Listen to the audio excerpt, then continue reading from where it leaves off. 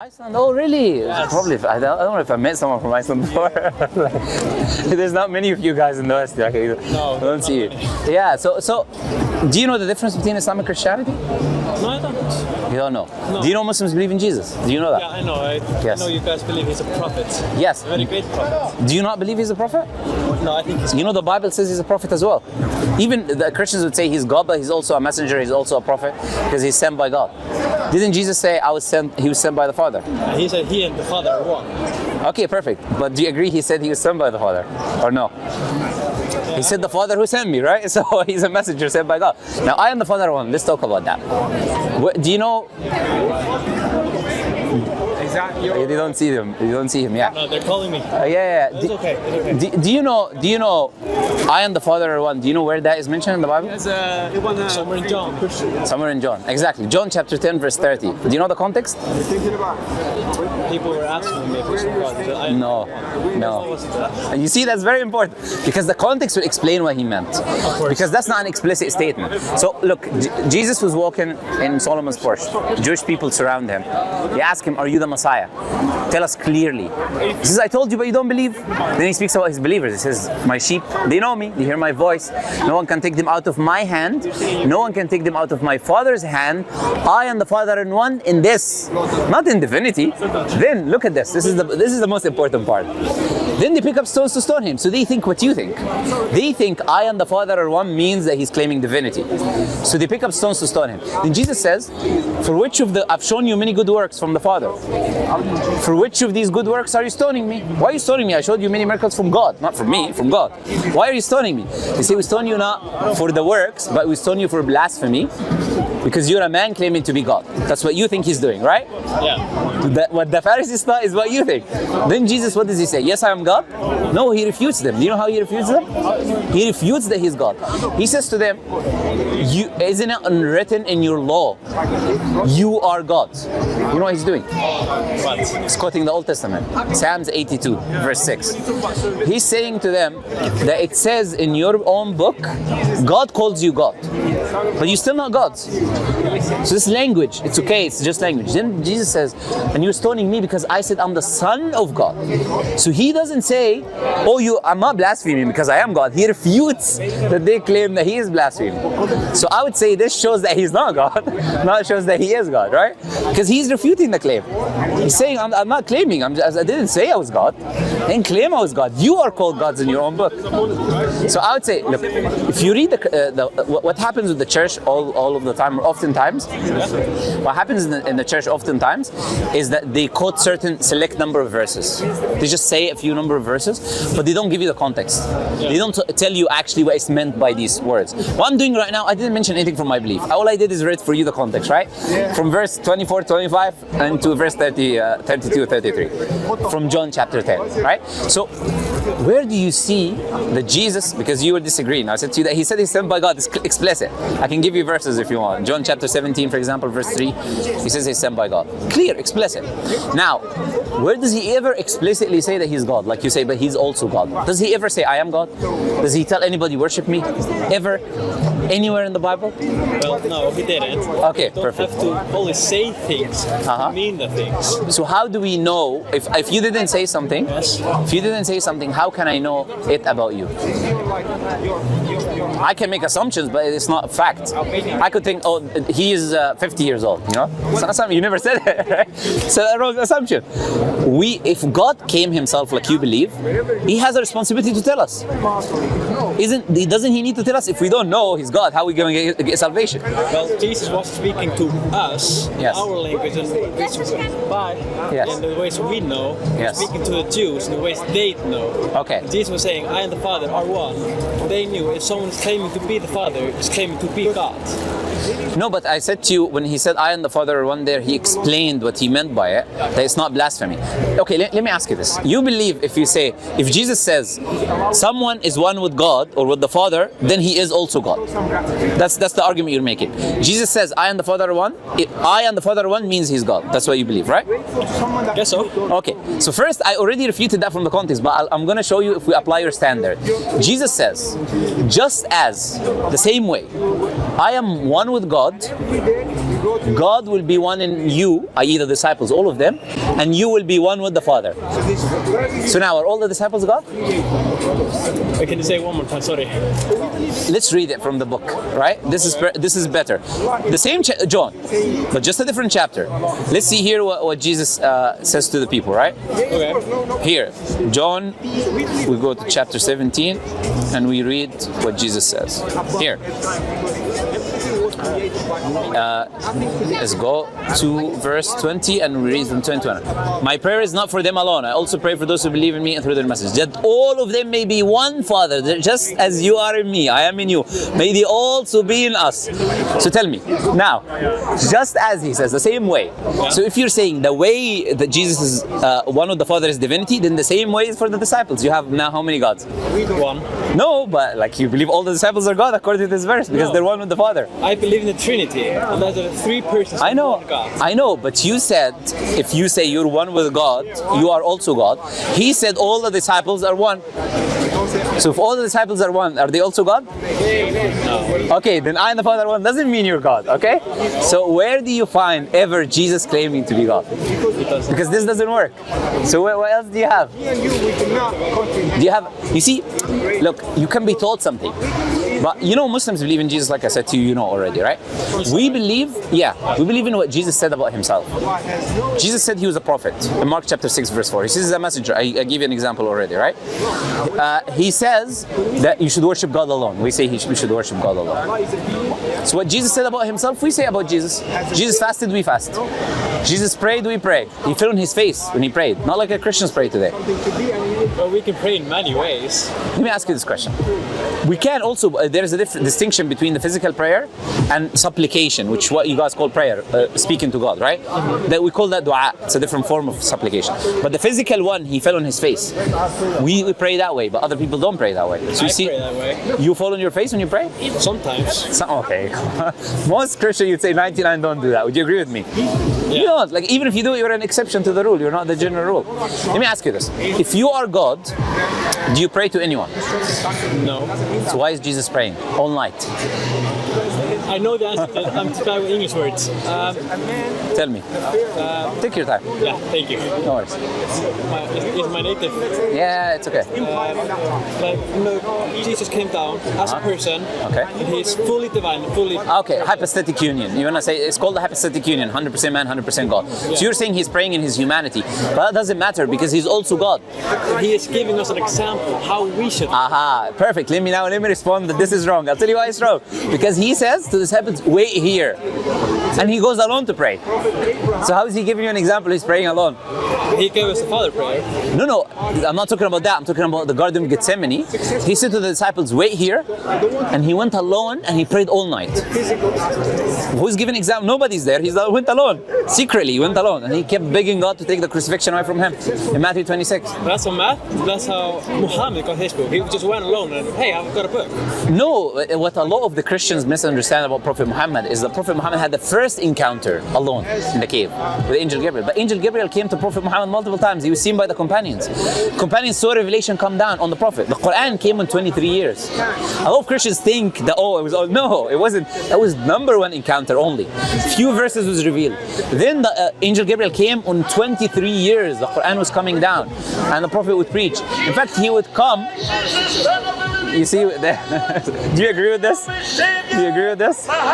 Do you think this is the way to preach? Can you give me 1 second? Yeah, go. No one. The only one who can save us is Jesus Christ, the Son of God. All right. So, but I would say there's a difference between a Muslim and a Christian.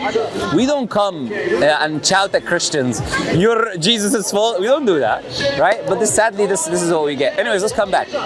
So Jesus is praying all night, and he prayed alone. So how can you explain that?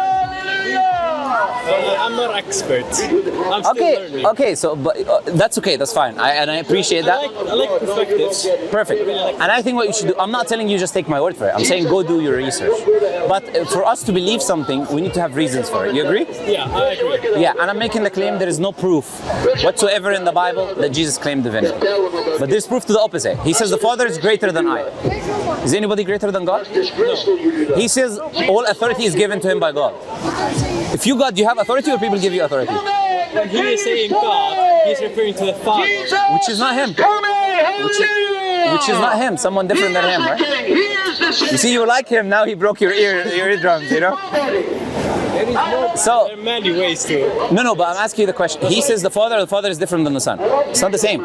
So when he says, one God. yeah, so the Father is not Jesus. No. So the Father gave him something, so he didn't have it. The King is coming! Don't worry, he's like Satan speaking. I don't mind him, like just ignore him. So, Jesus said, because you see it's super disrespectful. Some people having discussion, you come and shout at the microphone to try to heckle their discussion, right? This is a Christian behavior. Do you agree with this behavior? Shouldn't be like that, right? Would you think Jesus would be like this? You think Jesus would walk in the streets and shout at people's ears when they're speaking? No, people came to him. Yeah, that's why you came, right? This is how it works. You have the truth. You don't go and shout in anybody's ear. Now, let's come back to what we're saying. Yeah. So, if I'm God, I already possess all authority eternally. You agree, right? Yes.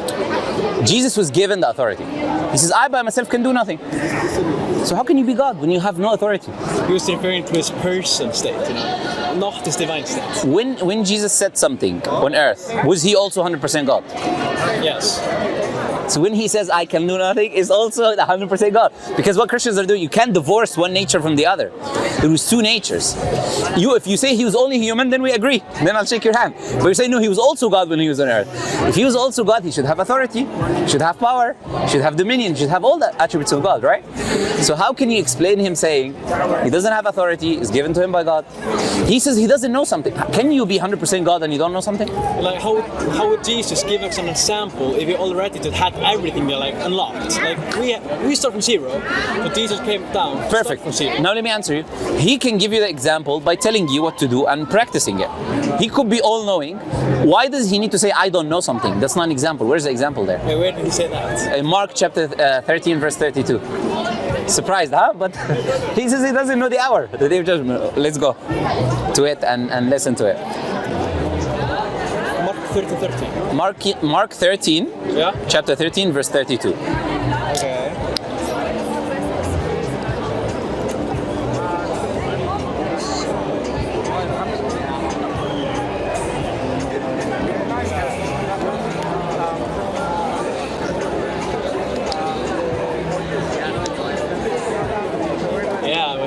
With the hour he comes back. Okay, so how can you be God when you don't know something? He says only the Father, not even the Holy Spirit, only the Father. How can you be God if you don't know something? You know, this is not the only things. There's other verses that says he grew in wisdom. How can you grow in wisdom when you're God? Other verses that it says he doesn't, the fig tree, you know the story about the fig tree? He thought there was figs and he goes and he curses the tree because there was no figs. He doesn't know. How can God not know that? And he made the tree, God made the tree, then he cursed the tree.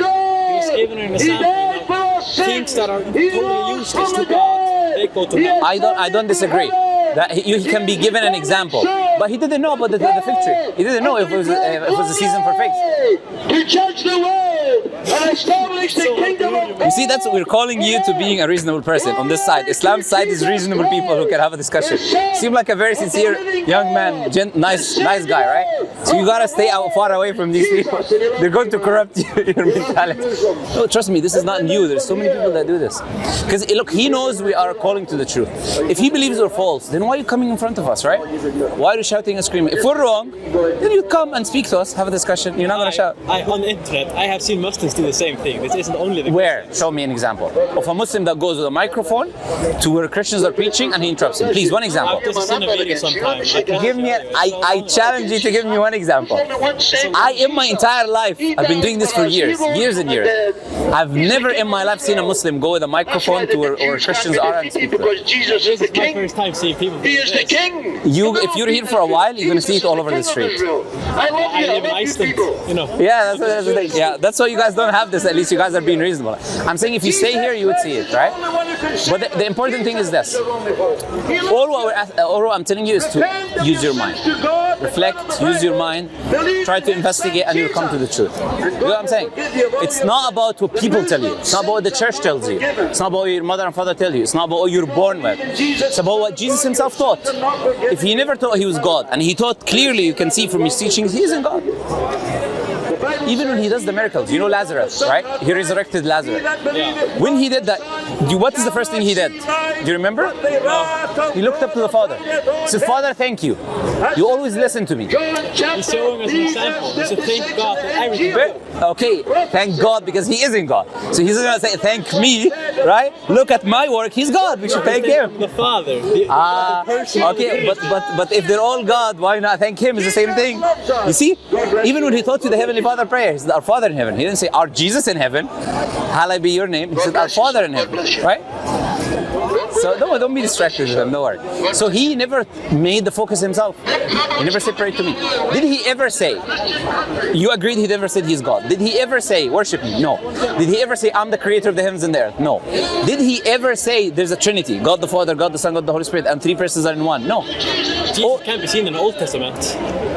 No, you're not going to find, I guarantee you, any verse you're going to bring. I read it myself. Tell me the verse. I don't remember what it was, but it was, what's the name of his father and his son or something? So long ago. I read it. What did the verse say? Only known in Icelandic. Can you try explaining the meaning roughly? What did the verse say? Google it. Yeah, that's fine. Okay, the headache is gone. Thank God.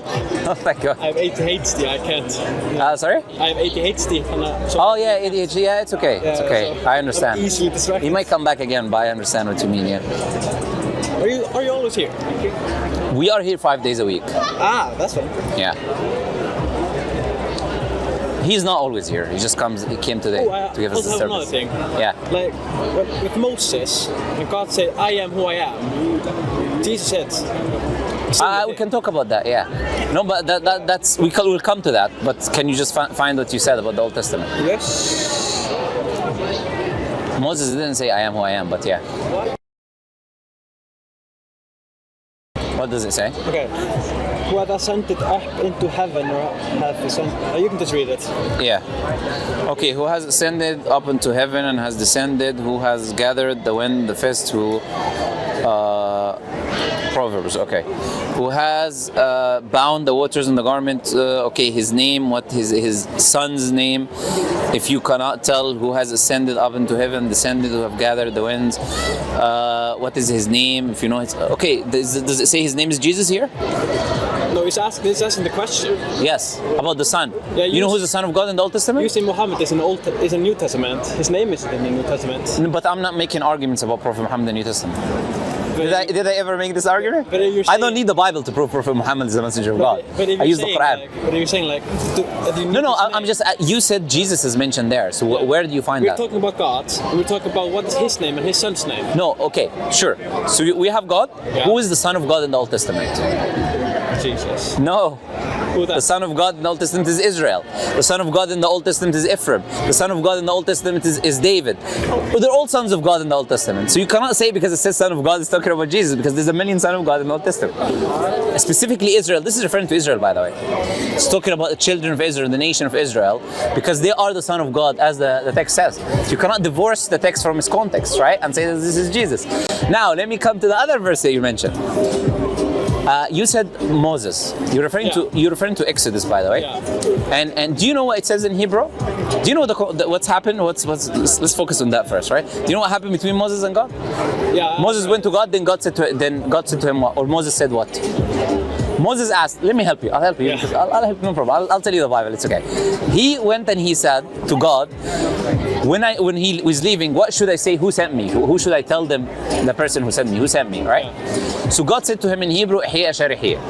which means I shall be what I shall be, or I am whatever I am. What does that mean? I am God, I am whatever I am. That's why if you look at Moses going back, he didn't go say to them, I am sent me. He didn't do that. He never understood I am whatever I am means a name.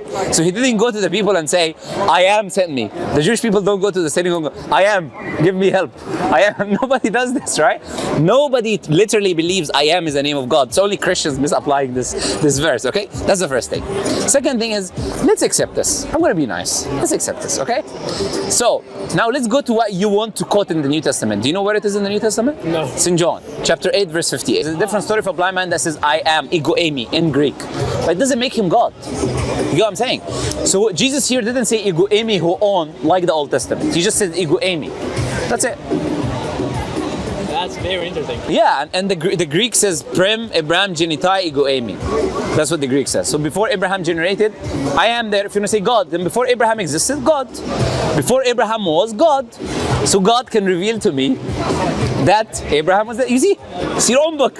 You know, like it's not my belief. So you see, like the more look, every verse you bring, I know that the Christians use in the church. All the verses that you bring, because the truth is they have to use this ambiguous text. I bring you clear text. I by myself can do nothing. See, clear, explicit. The Father is greater than I. Explicit. All authority has been given to me. Explicit. I'm been sent by God. Explicit. Jesus says, falls on his face and prays. Explicit. Jesus says he has a God. Can you have a God? If you're God, do you have a God? Not a father, a God. Well, no, but you're talking about the gods. I'm talking about the Trinity. No, I'm saying Jesus has a God. Not just a father, he has a God. He says, I have a God. In John chapter 20, verse 17, you know what he says? He says, I go back to my father and your father. So he mentioned the father. My God and your God. So Jesus has the same God as you. But you're saying Jesus is God. How can God have a God? I know Christian scholars would have other opinions on that. Yeah, but it's not about, what's your name by the way? Stefan. Stefan. What's yours? My name is Muhammad, like the Prophet. So very easy. So I'll tell you, Stefan, it's not about people's statements and opinions, Stefan. It's about the truth. People will justify anything because they believe it. But when we go to the book, I'm not giving you my opinion. I just read the verses for you, right? Did I give you my interpretation? No. I read the verses for you. I read the Greek for you. That's all I did.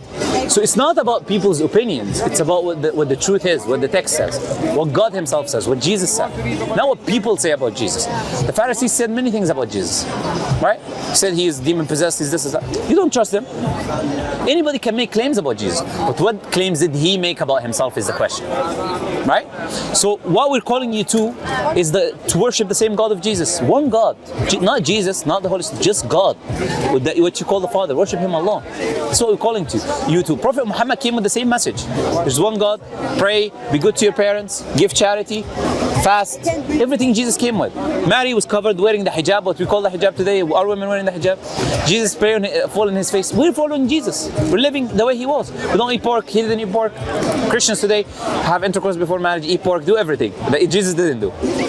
Not every Christian has intercourse before. It is a sin. I agree, but most people do, right? The majority or minority, if we're talking about 95% do what they want, right? If you talk about 5% or less, we're talking about the majority. But I still know about Muslims and Ikes that have had intercourse before marriage. Yes, but I'm talking about majority or minority. If you compare majority of Muslims, don't do that. Majority of Muslims don't drink. If you talk about the majority, if you count the numbers, you realize that they don't. So we're talking about majority, right? Because Jesus talked about the fruits. Look at the fruits of the faith. You look at Muslims, they have the greatest fruits. God said to Ishmael in the Old Testament that he's going to make a great nation. A great nation has to be a nation that worships God. A disbelieving nation is not a great nation. He said he will make a great nation. What great nation comes from Ishmael? Which other great nation comes? So God made this nation of Islam. God made it. It comes from God. But like, why did he wait for 600 years for people to live in a lie, to hell, and then send Muhammad? Sure. What is the lie that you're talking about? Like Jesus was resurrected. It was switched, you know. No, you're talking about the crucifixion, yeah? Yeah, crucifixion. Okay. Let me highlight a few things to you. First, Prophet Muhammad comes 600 years. It doesn't matter because Jesus came after Moses. Moses came after Abraham. God sent progressive revelation, right? Nobody's going to say we're going to reject Moses because Jesus came later. If the Jews can come and say we we don't accept Jesus because he came after Moses. That's not an argument, right? God sends prophet one after the other. So the time doesn't matter. Now you said, but God let them believe in a lie. I'll tell you, no. First, you have the earliest groups of Christianity. You have many of them, Ebionites, Nazarenes, many didn't believe Jesus was God. Didn't believe that. But what about the crucifixion? If Allah says in the Quran that people thought Jesus was crucified, which means they will believe it. Now the question is, if I was a believer in Jesus at the time of Jesus, and I believed he was crucified, but I didn't believe in a Trinity because he didn't teach it. I didn't believe he was God because he didn't teach it. In Islam, you go to paradise because prophets can die, no problem. If you believe the prophet died, it doesn't take you to hellfire. God doesn't deceive anybody. The problem is if you believe the crucifixion is the sins of all of this baggage that you put on the crucifixion. You know what I'm saying? This is where you have a problem. But if it's just a normal crucifixion, there's other prophets that died. You know that very well in the Bible as well. It mentions prophets died. Matthew has it. Sorry? By crucifixion. No, died in different ways. Died in different ways. So I'm saying a prophet can die. If I lived and I believed in Jesus and I was a Muslim and Jesus is a Muslim prophet and he taught me about God and then he was crucified, but I followed his message, I go to paradise. So God didn't deceive anybody. You know, the people who deceived are the ones who came hundreds of years later. The council of this, the council of that. Jesus was God. This is the original sin. This is the people who started deceiving now. It's not that Jesus or God has deceived anyone. Does that make sense? Yeah. So why would you not accept Prophet Muhammad as a messenger? He married a 6-year-old. Okay, let's talk about that. Prophet Muhammad did a contract with Aisha, right? He did a contract when she was 6. The consummation was when she was 9 years old, right? Where do we get our morality from? God. So show me in the Bible where it talks about age of marriage. About what? The age of marriage. Where does it say, what age can you marry a girl? If I marry a 2-year-old, where does the Bible say that's wrong? Does it? I'm asking you where. I haven't read the whole Bible. So if God doesn't say there is an age of marriage in the Bible, then what are you using to say this is wrong? What is your criteria you're using? Morality? Morality comes from God. God? Yeah, so where is the God's morality in the Bible that talks about the age of marriage? If God in the Bible doesn't talk about an age of marriage, then you can sleep with any girl, like 2 years old, you can sleep with her, 3 years old. According to the Bible, because there is no criteria. But you know, in Islam, we have a criteria, by the way. What is criteria? Is not age. The criteria is harm. There's no harm physically or psychologically on the girl, then you can get married to that girl in an Islamic worldview. But also you need acceptance from the father, multiple other things. Nobody ever criticized Prophet Muhammad for this because this was normal, and I'm going to prove it to you. You even would agree with me. I'll show you. You would agree with me that it's normal. But before we get to that, I'm showing you that you're not being consistent in your criteria because you're not bringing me any proof that this is wrong from your book, but you're claiming it's wrong and you're saying you're Christian. If you're an atheist, we can talk about atheism, right? But you're a Christian. Christian, if you say wrong, you need to bring evidence from your book. Now, you're welcome to, I'll give you a second, research. Where is the age of marriage in the Bible? Because I'm interested in this. Do it. You're saying this like it isn't there. Now you believe me, huh? Now you trust me, now because you see I do my research. But go ahead. Maybe you'll find something though. But you will find something which I want to talk about. Search. Where is the age of marriage in the Bible? Puberty. Okay, puberty. Not 6-year-olds. Okay, do you know, now you don't know, you just trapped yourself, right? I'll tell you why. You use this verse from Paul about puberty, about the flower of her youth. This is what you saw, right? Just Google. Yeah, okay. So it's puberty. Do you know when girls reach puberty? Around 13. What's the earliest age a girl can reach puberty? I've heard down to 5. No, 5 is too young. 6? Okay, then. From 8 to 13 or 14. You know who says that? The NHS, the National Health Service in the UK, right? Who said it? The National Health Service in the UK, the NHS. If you go on their website, in the UK here, they will tell you a girl can reach puberty at the age of from 8, early puberty, to like 13 or 14, that's late puberty. Okay? So, according to the Bible, you can marry an 8 years old. You just told me puberty. Not 9, can marry 8 years old. So now you need to leave Christianity, right? Because you have a problem with Prophet Muhammad. You don't believe in him because Prophet Muhammad married at 9. Now you have 8 in your book. You should leave Christianity, right? Right or wrong? You gotta be consistent. That was your criteria, not mine. See, now you have a problem with your Bible. You see, look. I'm not a specialist. Look. You don't have to be. That's the reality. They use a verse from Paul where he says the flower of her youth, and they say the flower of her youth is puberty. They also have references from Ezekiel. That's the only thing that the Bible talks about, which talks about physical maturity, like breast and stuff like that. Basically, you reach puberty. All the verses in the Bible, there is no verse that talks about the age. They all talk about puberty. Because you're not a child anymore when you go through puberty. The definition of a child is someone who's under puberty. Aisha radiallahu anha, why did the Prophet make a contract at 6 and wait until she reached puberty? Why? Because she was young. So he waited 3 years. He did not have any relations with her. Why did he wait? If he wants a child, why is he waiting? He waited because she reached puberty, right? Aisha herself told us that a girl in her community becomes a woman at the age of 9. Now let me surprise you. I didn't. That's not it. I know you're already shocked, but we're gonna add to it. Let me ask you this: what was the age of marriage 200 years, not 1,400 years ago? The Prophet, no, 200 years ago. I don't know that. Give a guess. In the UK and the US, what was the age of marriage? If you had to guess. The UK is crazy, so maybe. The US. It was 7 years old. 7? Not 9, it was 7. Do you know who says that? Sir William Blackstone was a jurist living in that time. He wrote a book called Commentaries on the British Law of England. If you go to Cambridge, they teach his book, right? So if you go to his book, page 110, he says a woman can be given in marriage at the age of 7, entitled to dowry, which is marital gift, at the age of 9. That was the law in the country. That was the people were doing. In America, it was 7 years old in Delaware. It was 10 years old in the other states. Okay, and they were Christian countries, yeah? They were not like they were following the Bible a lot more than they're doing today. They were ruling by Christian rule. But they knew, according to the Bible, it's puberty. And girls reach puberty at these ages, right? So it's okay for you to get married, so long as you're being good to the girl. It's marriage, it's not fornication. You're getting married, you're staying with that person, taking care of them. That was allowed, okay? Now, is that it? No, let me add you more. I'm gonna even add you a bit more. Let me ask you this question. In America today, you know, what is the age of marriage in the States? I think 18. Okay. The age of marriage in 4 of the states is 0. There is no age of marriage. You can get married at any age with the judge consent. Today, we're not talking 1,400 years ago. With the judge and parent consent. Like in California and 4 other states, there is no minimum age of marriage. You're welcome to look. If you don't trust me, Google. America is crazy, I believe. Okay, look, it's not just America. Many other countries, with the judge and parental consent, they make exceptions. If the parents agree and the judge agrees and sees the case, she's ready, they agree. There is in the last like 20 years or like I don't know, there was like over 200,000 what they would call child marriages in the US under basically age of 18. That's what they call a child, but that's not a child. There was boys married at age of 10 and girls as well in the US in the last 15 years or 10 years.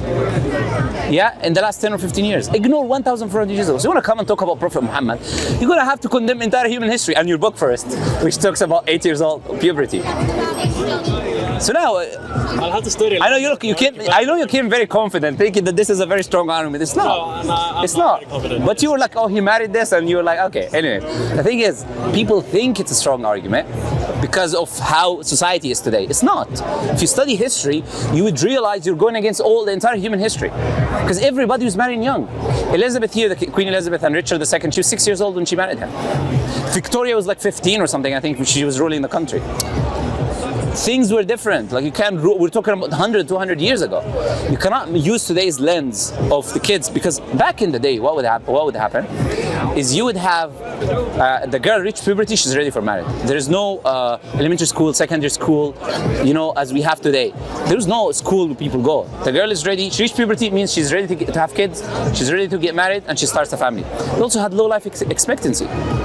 There was a person who's called Imam al-Shafi'i. In Islamic history, like let's say around 200 years, 300 years after the Prophet. He says he saw a grandmother at the age of 21. That means she must have had married at the age of 9 or something, so she can have birth of 21 years old. The society is completely different. That's why you're not going to find, and this is a challenge to anybody, 100 years ago or 150 years ago, you're not going to find a single person that criticized Prophet Muhammad for his marriage, because it was the norm. Nobody had an issue with it. Today, the society changed, and they started changing the numbers. From 14 you go to 16. 16 you go to 8. Every country keeps changing. Go just check in the last 10 years how countries change their ages. Who cares about what you change? the nature that God has created. And once the girl goes through puberty, she's able to have birth. If you don't do harm to her, then on what basis are you claiming you cannot have marriage? Now let me ask you this question. The last thing I'm gonna do on this one. Yeah, I know I already answered it, but I'll add you one thing. Let's say you cannot have marriage until 18. When the teenagers, young boys and girls, have sexual desires, as you are very familiar and well know, what is the solution? What are they doing today, and what should they do? Your 12-year-old, 13-year-old girl comes and she says she has desires and she wants to be with a guy or something, or 14 years old. What are you gonna do? You're gonna say just wait? Of course she's not gonna listen to you. No. Okay, so what is the solution? Because the kid did not consent to it? You're saying the parents did, not the kid. No, I'm not talking about consent. I'm saying the parents, are consenting to that marriage between these two people, and they're having intercourse. Why is that intercourse under the eyes of God, with marriage, which is a holy ceremony from God, is wrong, but doing it behind the bush in the school with them, it's okay? It's not okay. Oh, it's not okay. So what's the solution? Not marriage. What's the solution? I don't know. You don't have a solution. Because they would have a desire, and the only way to fulfill the desire is by having the intercourse. Pray. Pray. Pray. Oh, you think that's the solution, huh? Yeah, Let's go for the feelings to to let's go to the school and be like, oh, teenagers, don't worry about intercourse. Let's all pray. Let's all hold hands and pray to God. Come on. You know that's so ridiculous, right? There is a reason. No, it's ridiculous if you want to apply it on society. It doesn't work. That's not a solution, and they will go do it anyway. Whether they pray or they don't pray, they're gonna go do it behind the bushes. After they pray, they're gonna go do it behind the bushes. And I told you, you know this, and you know very well because you lived in that society. You've seen it happen with your own eyes. So we can all trick ourselves, fool ourselves, make up excuses, but no. The reality is, you need a solution. There are sexual desires, and they are greater when you are a teenager than they are when you get older. They're stronger. So long as something is happening, there's benefit for both the boy and the girl. There's no harm, there's benefit. Getting married, they're having intercourse under the eyes of God. There's a contract that is being done. The parents are watching, taking care, helping, nurturing. Where's the problem? Someone needs to bring an argument for why this is wrong. Your feelings is not an argument, right? What's the argument of why this is wrong? Of course, the Bible is against you, but other than the Bible. Morality. Where does morality come from? God. So 8 years old, according to you. Ignore 9 and 10 and 11. It's 8 years old. Now you gotta throw the Bible under the bus, huh? Next bus, and you're gonna put the Bible. I'm gonna study this. Yeah, you should. Do you have any other questions? Any other misconceptions that you wanna ask about? Like, how is Jesus the only sinless one? We don't say that. There's nothing in the Quran and Sunnah that explicitly says Jesus was sinless. It doesn't exist. Yeah, Muslim scholars say that he was sinless. Which Muslim scholar? I don't know exactly which ones, but let's try to find it. But we don't go by scholar statements. We go with what the book says. Where can you find me evidence in the Quran or Sunnah that it says that Jesus was sinless? Because I know some scholars say that you said he's the only one, right? That's what you're saying. Only sinless. Yeah, that's wrong, because I can bring you statements now from actual scholars, from a Shafi'i, for example, that would talk about what you call John the Baptist being sinless. Not only that, I'll bring you your own Bible says that there's other people who are sinless. Do you want that? Let's go, Luke. We have a lot of surprises today. Let's go. Let's go to Luke. Luke chapter 1. Luke 1, yeah. With Mary? No, not Mary. Oh.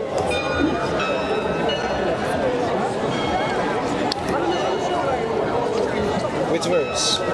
Can I do it? Yeah. Or I find it on my... It's an Icelandic, I have to change it. No worries. So, let me ask you first. Yeah. What is sin according to the Bible? I know the Greek word, the original Greek word used for it. I don't remember what it was. What's the definition of sin in the Bible? You know? I just remember that sin meant missing the mark. No. Sin means to break the law. Breaks the law. But that's mentioned in the letters of John. Okay? Okay. Let me actually show you that verse while you find this verse. Yeah. Everyone who breaks the law, in fact, sin is lawlessness, is to break the law, okay? Explicitly. So now, sin is to break the law. So if I never break any of the laws, am I sinless or no? I never broke any of the laws. I followed all God's commands perfectly. That's impossible. Hypothetically, then I'm sinless, right? But you believe that about Jesus, then? Yeah, he did. Yes, it's not impossible, is it? So, if someone does that, then he's sinless. Do you agree? Okay, now let's see what the book says. According to your own criteria. It's all your definitions, not mine, okay? Here. In the time of Herod, the king of Judea, there was a priest named Zechariah and Elizabeth. You know Zechariah and Elizabeth?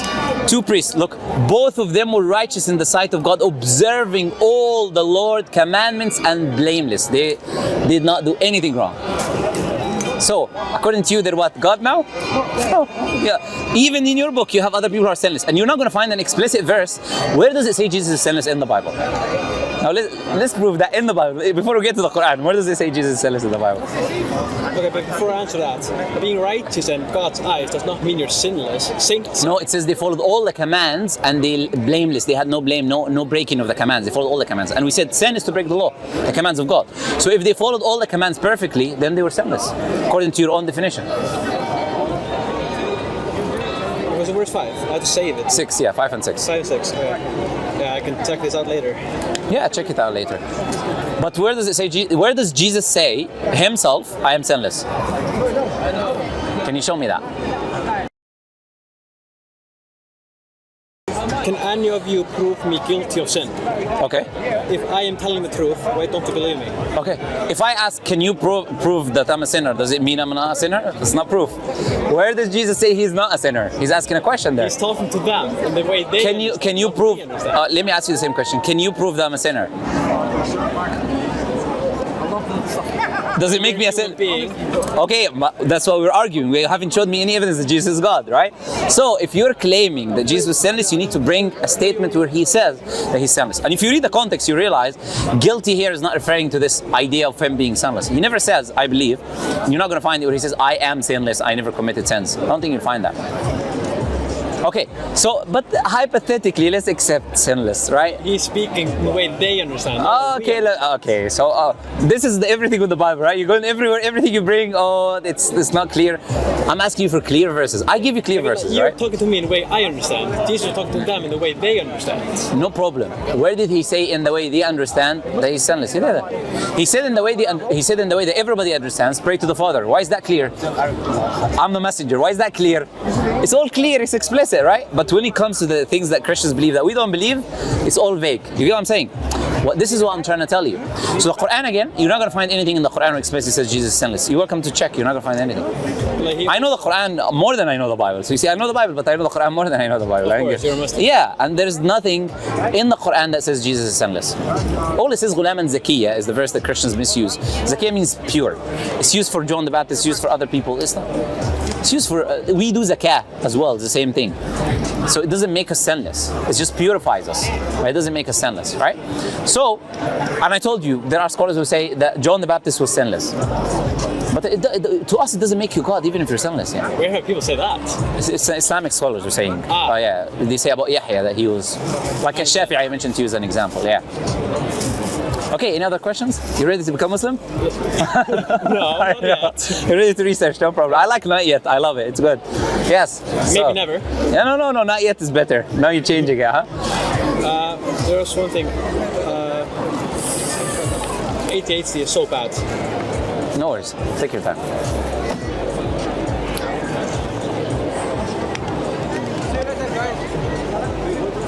This is very cool of you. Yeah, You're being respectful. I appreciate that. We try to be. Like I told you, we are commanded in the Quran, do not discuss with the people of the book except with that which is best mannerism. But that's a real man of God, you know. Yeah, I wouldn't say that. I ask God. No, I ask God to purify me. I don't think I am in that sense. But yes, we should be that way. We should be respectful to people. It's not about dunking. It's not about like insulting. It's not about, we're not scoring points. I want good for you just like I want for myself. Prophet Muhammad, he saw a funeral of a Jewish person, and he said that a soul that escaped from me, I couldn't guide it. Right? He genuinely wanted people to find God. I'm not telling you, let's come and commit some crimes, right? We're teaching you to worship God alone. We're teaching you to worship God of Jesus, to give charity, to pray, to fast. It's all things that you agree are good things. Do you believe that Muslims are going doing some evil? No, we are doing everything that Jesus taught, everything that Prophet Muhammad taught, everything that Moses taught. But we're saying the Christians of today are not. And they're not following what Jesus taught. That's why I go to you you believe Jesus said. And I show you that even what you have in your own book, it agrees with what I'm saying. But I also see sides of Muslims doing what Allah does not teach, and Muhammad. Of course. There's all this There is bad and good everywhere. Yeah. But we're talking about when we discover the book. That's what I'm telling you. I'm saying Christians are not following the book. Right? When I say not following the book in belief, I'm not talking about sins. I'm talking their beliefs. Like what they believe about Jesus is not what Jesus said about himself, like the Trinity or Jesus being God. He said the opposite, I was showing you. But they don't follow what Jesus said. They don't follow the beliefs that are in the book. That is what I have an issue with. Yeah? You agree that scholars help us understand better things in our books, right? Sometimes, but scholars are not infallible. So for us in Islam, we have a statement. We say, قول العالم, the saying of a scholar, يستدل له. You bring evidence for his statement. You don't use his statement as evidence. That is a rule that we have. Because a scholar by himself is just a human. But if the scholar tells me God says, and he explains God's teaching, then it's different, right? Because now he's using revelation. But a scholar on his own is not proof for anything. No human being is. The prophets are only proof because they get revelation. That's it.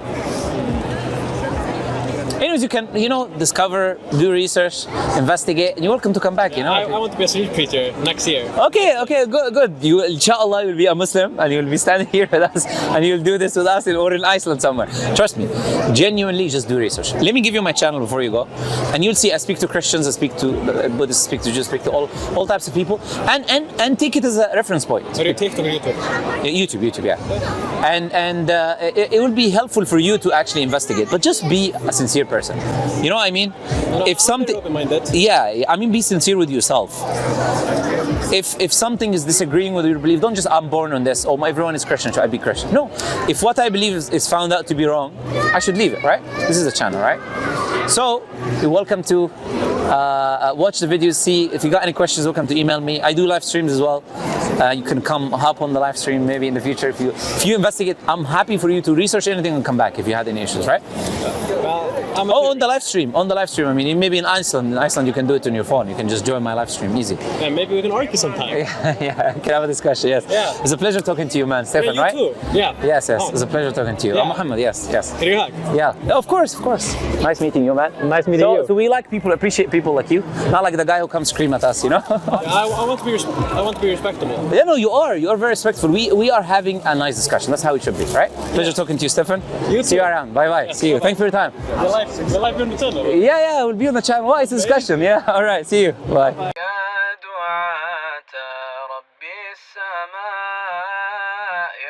صنعتم في الأرض نورا يا قلوبا فيها الوفاء بشركم اليوم السرور